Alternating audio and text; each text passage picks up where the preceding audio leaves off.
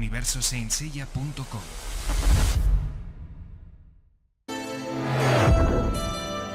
El inicio del universo. Tras el Big Bang, nació un universo con una imparable expansión. Un día, el llamado Gran Maestro o Voluntad Suprema, símbolo del poder espiritual, reveló su poder a través del universo. Un relámpago se extendió por el cosmos, dando un sentido a todo lo que tocaba.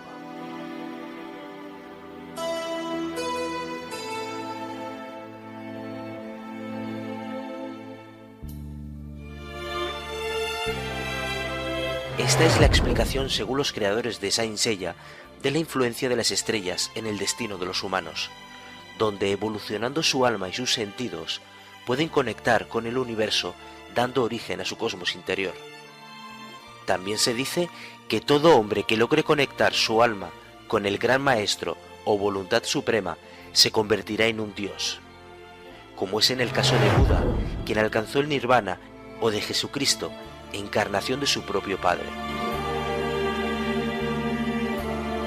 El Gran Maestro puede ser considerado el noveno sentido, mucho más allá del octavo, también llamado Arayasiki, o estado espiritual y del cosmos, pudiendo viajar a voluntad al mundo de la muerte.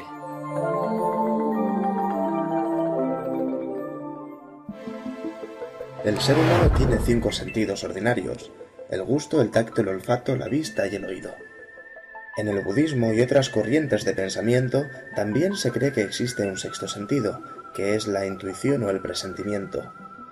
Podemos decir que este sentido engloba también al séptimo y al octavo, del que hablaremos a continuación. El séptimo sentido, llamado Manashiki, es el alma, que es la que va más allá de la conciencia misma.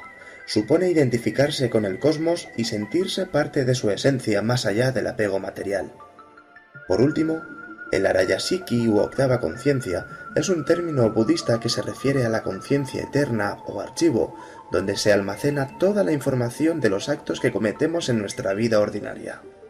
Se trata del efecto que producen nuestras acciones, consecuencias transformadas en energía capaz de condicionar el karma y el destino de las personas.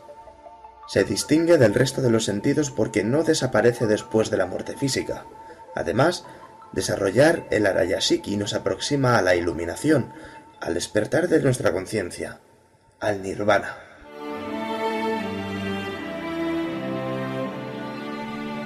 La era de los dioses.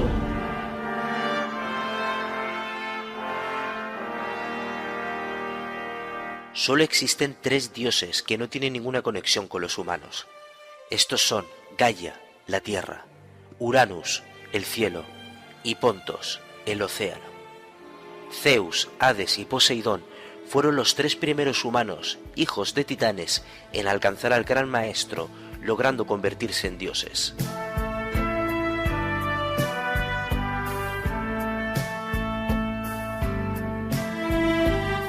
Ellos asumieron el control de la tierra, el reino de la muerte y de los océanos respectivamente.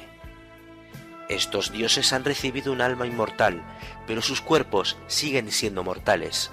Es por ello que deben reencarnarse en un cuerpo cada 250 años aproximadamente y alcanzar así al Gran Maestro de nuevo. Por esta razón, Saori Kiro no despertó a Atena hasta que ésta fue lo suficientemente madura como para usar su cosmos justo antes de la batalla en el santuario. Cabe aclarar que en el manga original fue la misma Saori quien reveló su identidad como Atena, mientras que en el anime fue Tokumaru Tatsumi quien reveló la verdad. Julián solo no despertó a Poseidón hasta el penúltimo capítulo de la serie, aunque ya era capaz de dominar parte del cosmos del dios de los mares. Lo mismo pasó con Alón, pero este, siendo consciente de ello, intentó retener el alma de Hades sin lograrlo. Y no olvidemos a Sokka. Su nombre habla por sí mismo. Es la reencarnación de Sakyamuni, el primer Buda. Él fue el primero en alcanzar el séptimo sentido y consecuentemente el octavo. Es por ello, como al caballero de Virgo, se le conoce como el más cercano a los dioses, Kami, Nimotomo, Chikai o Toku.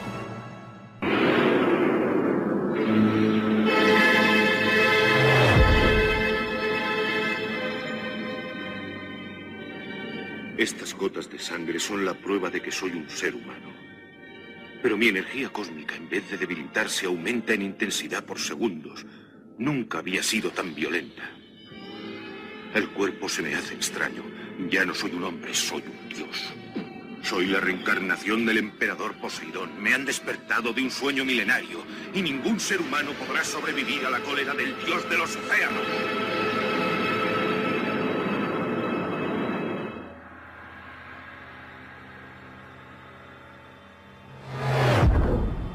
Las Guerras Santas.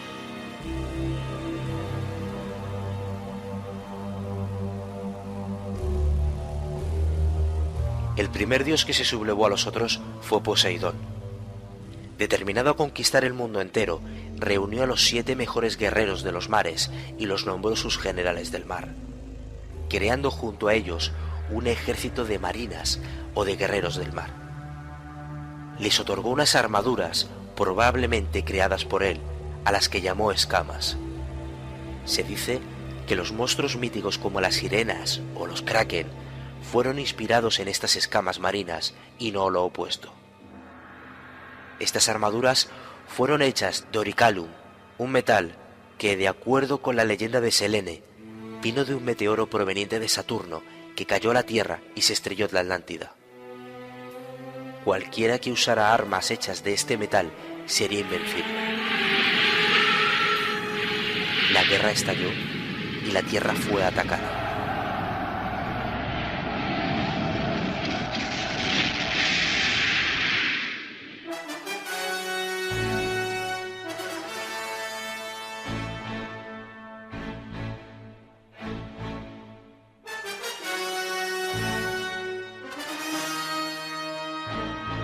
Atenas se encargó de la protección del planeta, con la condición de que no se permitieran armas. Nuestra diosa envió a muchos guerreros a la batalla por la defensa de su mundo, pero fueron rápidamente masacrados.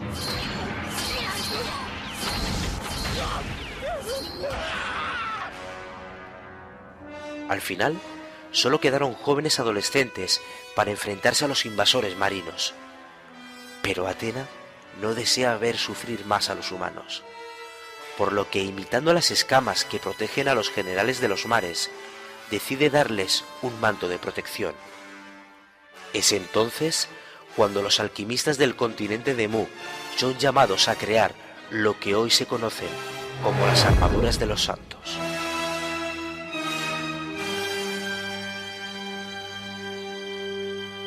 Atena fue la encargada del diseño de cada una de las armaduras, inspirada en las imágenes que vio en cada una de las 88 constelaciones. Pero para poder usarlas, el joven guerrero debe estar en armonía con las estrellas que inspiró su armadura. Es decir, él está protegido por la estrella principal de su constelación guardiana. Estos ropajes se hicieron con la base de oricalum, al igual que las escamas de Poseidón, pero también de Cammanium, una aleación desconocida creada por los habitantes de Mu, y del polvo de estrellas que proviene del Gran Maestro. El caballero de oro de Aries, Mu de Yamir, usó este polvo de estrellas en 2 ocasiones para fortalecer las armaduras de los caballeros de bronce. Lo vemos cuando Sirju fue a buscarlo en su castillo, justo antes de la batalla de los caballeros negros, y cuando fueron a la primera casa del santuario. Mu y Kiki son los últimos descendientes del pueblo de Mu, ya que el continente donde vivían fue destruido en otra batalla sagrada, donde los caballeros del Zodíaco pelearon contra los titanes. Pero esto es otra historia. La mayoría de sus armaduras están dañadas, aun cuando parecen haber sido restauradas de manera natural. Las armaduras dañadas se reparan por sí mismas y el daño no es muy serio. Es como una herida en el cuerpo de un hombre. Puede curarse naturalmente si no es nada grave, pero si no... Espera un momento, Mu. No entendemos qué es lo que estás diciendo. Les digo que sus armaduras se romperán en pedazos, aunque el enemigo solo los toque. ¿Ah? Y sus enemigos son los caballeros dorados. ¿Los recuerdan? Los caballeros dorados son más poderosos de lo que piensan.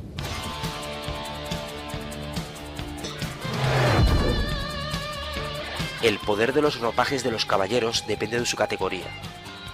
12 armaduras doradas, 24 armaduras de plata, 48 armaduras de bronce y 4 armaduras de origen desconocido. Ellas pueden regenerarse por sí mismas cuando han recibido un daño que no sea muy grave.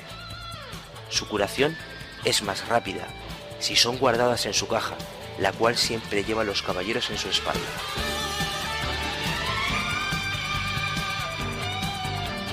Gracias a estas armaduras, los jóvenes guerreros son capaces de hacer retroceder al ejército de Poseidón hacia el reino de los mares.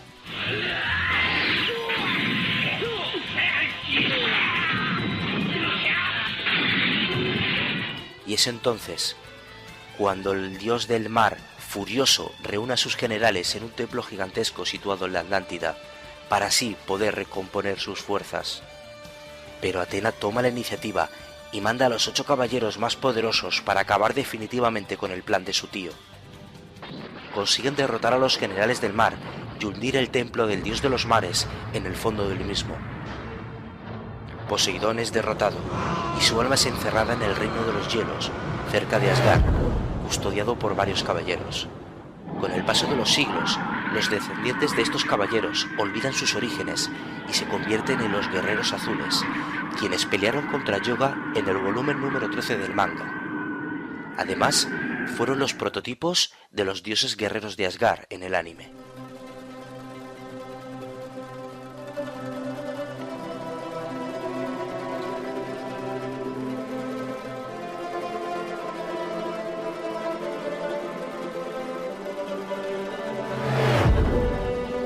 De vuelta de nuevo con Poseidón, hay que decir que una de sus reencarnaciones posteriores estableció un nuevo templo muy cerca del Cabo Sunion, en Grecia, en el fondo del mar Mediterráneo, ocultando así las escamas de los generales muy cerca de sus enemigos, lugar donde después de 7 generaciones, Atena construye 12 templos cerca de la ciudad de Atenas, al cual llamó Santuario.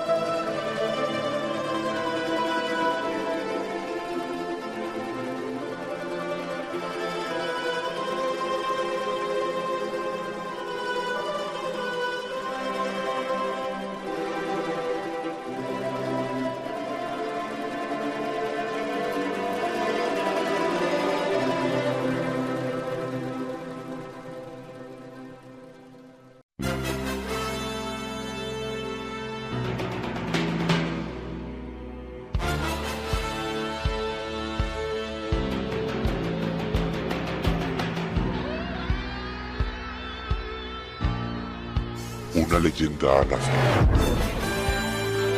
Tras la batalla con Poseidón, hubo un tiempo de caos, durante el cual la diosa y sus caballeros tuvieron que pelear contra los gigantes.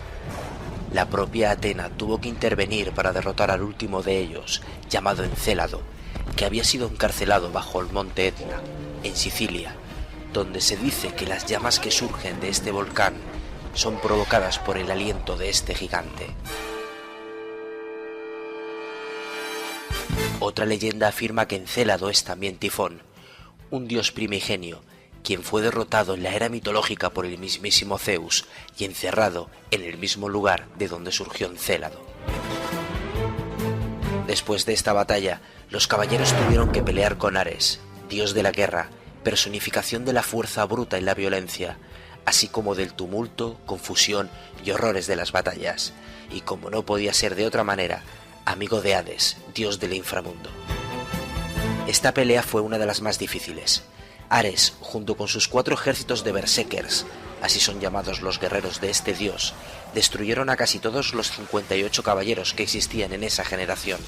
Es entonces que Atenea decide por primera vez que el caballero de oro de Libra preste sus armas para la batalla. Los dobles nunchakus de oro. ¿Qué armas más extraordinarias? Se diría que están vivas, ella. Cada vez que hienden el aire surgen estrellas. ¡El tridente!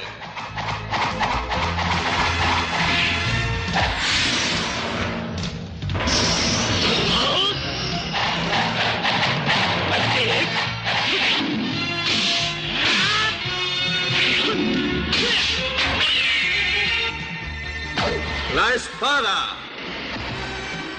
La armadura de oro se compone de los dobles nunchakus, el tridente y la espada, y...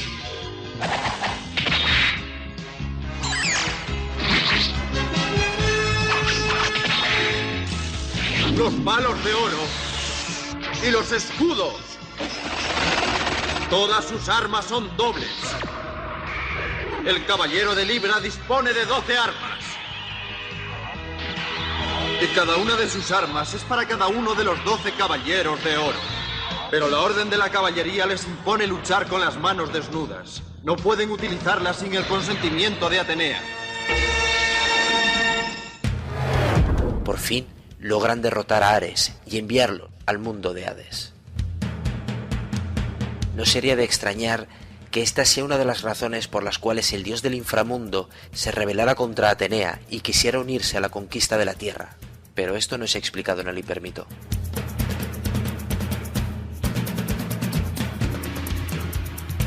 Tras unos siglos de paz, un verdadero infierno, bautizado como la Isla de la Reina de la Muerte, fue descubierta en medio del Océano Pacífico, en la línea del Ecuador. Esta era un área rocosa donde se guardaron los prototipos de armaduras negras, copias de originales, dotadas de un gran poder y creadas por alquimistas renegados, no siendo reconocidas por Atenea. ¿Has oído hablar de la Isla de la Muerte? No. Es lo más parecido al infierno. Se encuentra en el Pacífico sobre la línea del Ecuador. Allí la tierra brilla como el sol y durante todo el año una lluvia de fuego se abate sobre ella. La vegetación, así como cualquier otro tipo de vida, es prácticamente inexistente. Los que han sobrevivido a esas condiciones infernales han quedado traumatizados para siempre. Cierto que somos caballeros caídos que Atenea ha rechazado, pero pagarás tu desprecio.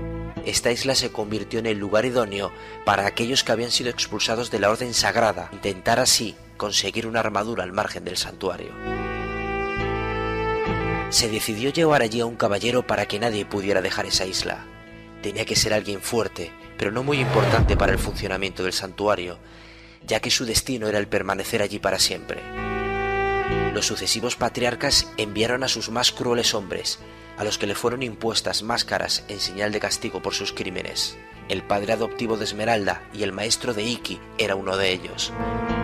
¿Cómo te has atrevido? ¡Papá! Nadie tiene derecho a interrumpir los ejercicios de un caballero, ni siquiera tú. Vuelca todos tus anhelos de odio y venganza contra mí. Ahora verás. Tienes que odiarlo todo y a todo el mundo, incluso a mí, tu maestro. La máscara fue como el sello de la isla. Cualquiera que quisiera salir de allí tendría que destruirla. De lo contrario, nunca podría dejarla. Pero para poder conseguir tal hazaña, debía primero que matar a su portador. Los alquimistas renegados no tenían suficiente conocimiento, pero tampoco el tiempo adecuado para adquirirlo, debido a que su continente se hundió poco tiempo después, llegando solo a reproducir 5 armaduras de bronce: Andrómeda, Cisne, Dragón, Pegaso y varias copias de la armadura más poderosa que se encontraba en ese lugar y que nadie hasta el momento había sido digno de vestir, la armadura del Fénix, siendo Iki el primer hombre en la historia en poder llevarla.